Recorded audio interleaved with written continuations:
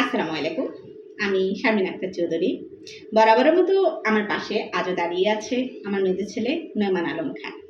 আমার ছেলে অনেক প্রচেষ্টার পর এবং তার স্কুলের সাংস্কৃতিক শিক্ষক ইকবাল স্যারের সহযোগিতায় একটা আরবিক সঙ্গীত শিখেছে। এর আগে আমি কখনো এভাবে আরবিক সঙ্গীত শুনিনি। আমার ছেলে যখন এই আরবিক সঙ্গীতটা গাইতো বাসায়, আমার খুব ভালো লাগতো। কিছুদিন আগে সে সম্পূর্ণ গানটা শিখে শেষ করেছে। তার এই গানটা আমার কাছে খুব ভালো লাগে। আর এই ভালো লাগার কারণে আমি এই গানটা ওর মাধ্যমে আপনাদের সামনে তুলে ধরার চেষ্টা করছি। আমি আশা করছি তার এই পরিবেশনা আপনাদের ভালো লাগবে। رقت عيناي شوقا ولطيبة ذرفت عشقا فأتيت إلى حبيبي فاهدى يا قلب ورفقا صلي على محمد السلام عليك يا رسول الله السلام عليك يا حبيبي يا نبي الله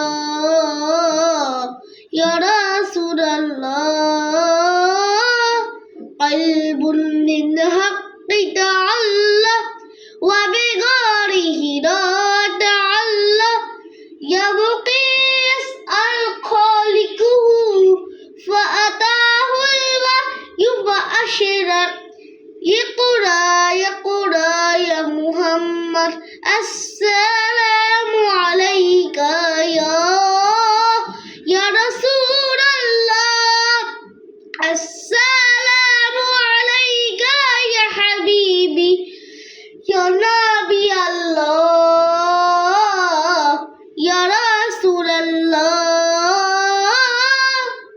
قلب من حق تعلق وبغاره لا تعلق يبقي يسأل خالقه فأتاه الوحي فأشرق يقرأ يا محمد السلام عليك